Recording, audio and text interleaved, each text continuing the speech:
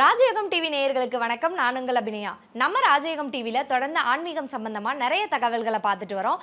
வழக்கம் போல நம்ம நிகழ்ச்சிக்கு வருகை தந்திருக்கும் ராஜயோகம் புகழ் ராஜயோகம் டாக்டர் கே ராம் சார் அவர்களை வரவேற்கலாம். வணக்கம் சார். வணக்கம் சார். நான் அடிக்கடி கேள்விப்படுற ஒரு விஷயம் என்ன அப்படின்னா, காக்காய்க்கு சாப்பாடு வைக்கிறது நல்லது அப்படின்னு சொல்லி கேள்விப்பட்டிருக்கேன். இந்த காக்காய்க்கு சாப்பாடு வைக்கிறதுக்கு பின்னாடி என்ன மாதிரியான விஷயங்கள் இருக்கு சார் ஆன்மீக சம்பந்தமா? பொதுவாகவே காகத்துக்கு சாதம் வச்சம் அப்படின்னா உங்களுடைய வாழ்க்கையில் தியாகம் அப்படிங்கிறதுக்கு மேலே யோகம் அப்படிங்கிற விஷயம் நிச்சயமாக கிடைக்கும். பொதுவாகவே ஒரு மனுஷாளுக்கு ஜாதகப்படி வரக்கூடிய யோகத்துக்கு மேலே உங்களுடைய வாழ்க்கையில் இருக்கக்கூடிய தியாகத்துக்கு தகுந்த மாதிரி தான் யோகம் அப்படிங்கிற 3 எழுத்து கிடைக்கிது அப்படிங்கிறது அனுபவ ரீதியான உண்மையாக இருந்துகிட்டு இருக்குது. அந்த வகையில் காகத்தை பொறுத்தளவுக்கு நம்ம தினசரி எச்சில் இல்லாத சுத்தமான சோறு படைச்சோம் அப்படின்னா உங்களுடைய வீட்டில் அன்னத்துக்கு குறைவு இருக்காது அப்படிங்கிறது ஒரு உண்மையான விஷயம் வந்துட்டு இருக்குது. ஒன்று. அதே மாதிரி உங்களுடைய வீட்டில் அன்னத்துக்கு குறைவில்லை அப்படிங்கிறதுக்கு மேலே பொதுவாகவே பெரியவர்களுடைய ஆசீர்வாத அனுகிரகம் கிடைக்கக்கூடிய வாழ்த்துக்கள் கிடைக்கக்கூடிய அமைப்பு இந்த காகத்துக்கு சோறு வைக்கக்கூடிய அமைப்பில் இருக்கக்கூடிய சிறப்பாக இருந்துட்டு இருக்குது அப்படிங்கிறது இன்னொரு விஷயம்.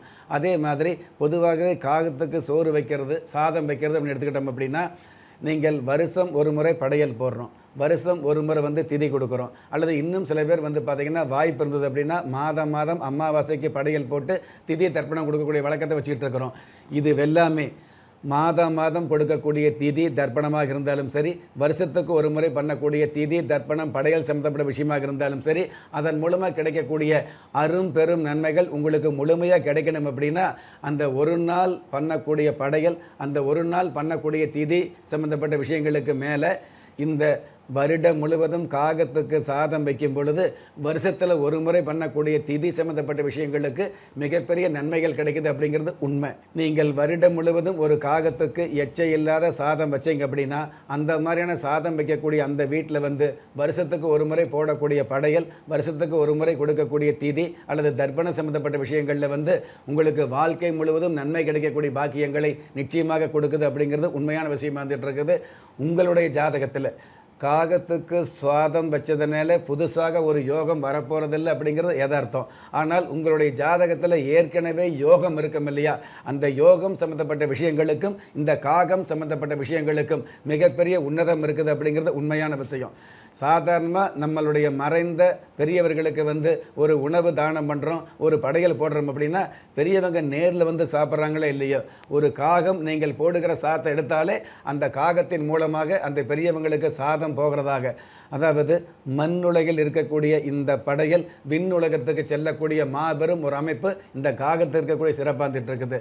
ஆக எத்தனையோ பறவை இருந்தாலும், அழகான பறவை இருந்தாலும் சரி, வெண்மை நிறமான புறாவாக இருந்தாலும் சரி, கருமை நிற காகத்துக்கு மட்டும் இந்த மாதிரியான தியாகம் பண்ண சொல்லி சாதம் வைக்க சொல்லி சாஸ்திரம் சொல்லிச்சு அப்படின்னா அதில் மிகப்பெரிய உண்மை இருக்குது அப்படிங்கிறது உண்மை.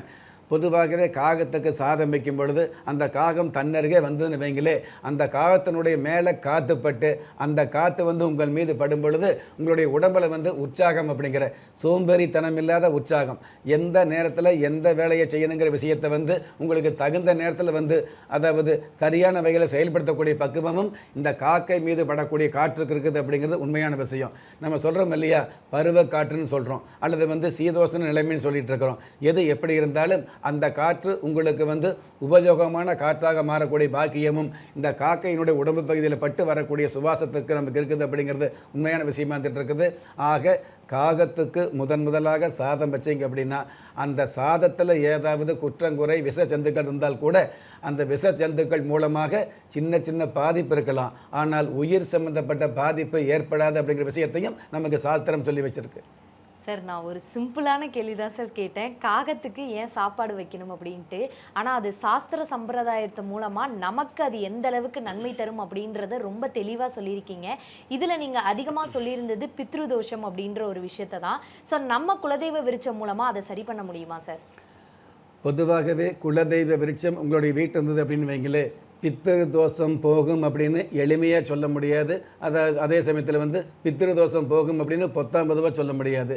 பித்திரு தோஷம் போகும்னு சொல்லக்கூடிய அந்த வார்த்தையில் என்ன ஆழம் இருக்குதுன்னு எடுத்துக்கிட்டீங்க அப்படின்னா, பித்திரு தோஷம் அப்படிங்கிறது உங்களுடைய பெத்தவங்க அல்லது பெத்தவங்களை பெத்தவங்க, அதாவது அம்மா அப்பா தாத்தா பாட்டி கொள்ளு தாத்தா கொள்ளு பாட்டி, அதற்கு மேலே 7 தலைமுறை இருக்கக்கூடிய உங்களுடைய பரம்பரை. அந்த பரம்பரை சம்மந்தப்பட்ட விஷயங்களில் ஏதாவது சாபம் வந்தது அப்படின்னா அந்த சாபம் உங்களை பாதிக்குதான்னு கேட்டிங்கன்னா என்னை பொறுத்தளவுக்கு யாரோ செய்த உங்களுடைய முன்னோர்கள் செய்த தவறுக்கு நீங்கள் பாதிக்கப்பட மாட்டீங்க அப்படிங்கிறத உண்மை. எதனால் அப்படி பாதிக்கப்படக்கூடிய அமைப்பு இருந்துன்னு வைங்களே, அதுக்கு நிவர்த்தி அப்படிங்கிறது எதனால் எந்த ஒரு பரிகாரத்திலையும் கிடையாது. உங்களுடைய குலதெய்வத்து கோயிலுக்கு விடாமல் போனீங்கன்னா, வருஷம் ஒரு முறை தவறாமல் குலதெய்வத்து கோயிலுக்கு போனாலே உங்களுடைய முன்னோர்கள் செய்த பாவங்கள் உங்களை பீடிக்கப்படாமல் அதே முன்னோர்கள் செய்த ஒரு சில புண்ணியங்கள் மட்டும் உங்களுக்கு கிடைக்கக்கூடிய பாக்கியத்தை இந்த குலதெய்வம் கொடுத்துருது அப்படிங்கிறது உண்மையான விஷயம். அந்த மாதிரியான குலதெய்வத்துக்கு உண்டான அனைத்து விதமான மந்திர உச்சாடனங்களை பிரம்ம முகூர்த்தத்தில் பூஜிக்கப்பட்டு இதில் பிரம்ம முகூர்த்தம் சொல்லக்கூடிய காலை 4 மணிக்கு அப்படிங்கிறத விட நடுநிசி என்று சொல்லக்கூடிய நடுஜாமம் என்று சொல்லக்கூடிய அர்த்த ஜாமத்தில் கூட மாந்திரிக தாந்திரிக பூஜைகள் செய்யப்பட்ட இந்த குலதெய்வ விருட்சம் உங்களுடைய வீட்டில் இருந்தது அப்படின்னா உங்களுக்கு மட்டும் கவசம் இல்லை, உங்களுடைய குடும்பத்துக்கே சுபிட்சம் அப்படிங்கிறது நீங்களே தெரிஞ்சுக்க முடியும். சார், காக்கைக்கு சாப்பாடு வைக்கிறதுக்கு பின்னாடி என்ன மாதிரியான வரலாறு இருக்கு, அதை நம்ம சாஸ்திர சம்பிரதாயம் மூலமா அதை நமக்கு என்ன நன்மை பாதிக்குதுன்னு மட்டும் இல்லாம பித்ருதோஷம் அப்படின்றத நம்ம குலதெய்வ விருட்சம் எப்படி சரி பண்ணுது அப்படின்றதையும் ரொம்ப தெளிவா சொன்னீங்க சார். ரொம்ப நன்றி சார். நன்றி.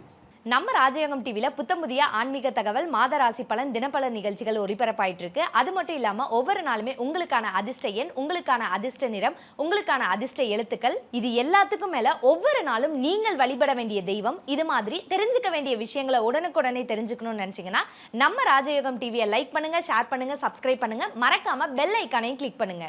திறமை இருந்தும் வறுமையில் வாடுகிறீர்களா? விதியை நொந்து விரக்தியில் இருக்கிறீர்களா? முயற்சிகள் செய்தும் முன்னேற்றம் கிடைக்கவில்லையா? களஸ்திரம் அமையாமல் கவலைப்படுகிறீர்களா? தாய்மையடையாமல் தவித்து நிற்கிறீர்களா? நவரத்தினம் போட்டும் நன்மைகள் கிடைக்கவில்லையா? பெயர் மாற்றம் செய்தும் பிரயோஜனம் இல்லையா? எந்திரத்தை நம்பி மந்திரத்தை சொல்லியும் மாற்றம் கிடைக்கவில்லையா? எண்கணிதத்தை நம்பி எழுத்தை மாற்றியும் ஏற்றம் கிடைக்கவில்லையா? வாஸ்துவை நம்பி வாசலை மாற்றியும் வளம் காணவில்லையா? ஹோமத்தை வளர்த்து யாகத்தை செய்தும் யோகத்தை காணவில்லையா?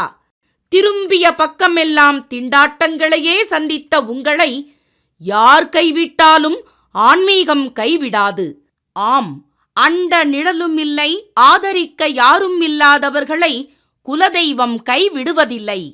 கிள்ளிக் கிடைக்கக்கூடிய யோகங்களை அள்ளிக் கொடுக்கக்கூடிய ஆன்மீக அற்புதம் குலதெய்வ விருட்சம். திக்கற்ற யாவரும் ஒப்பற்ற பயன்பெற வாங்கி பயனடைவீர். குலதெய்வ விருட்சம். குலதெய்வ விருட்சம், குடும்பமே சுபிட்சம்.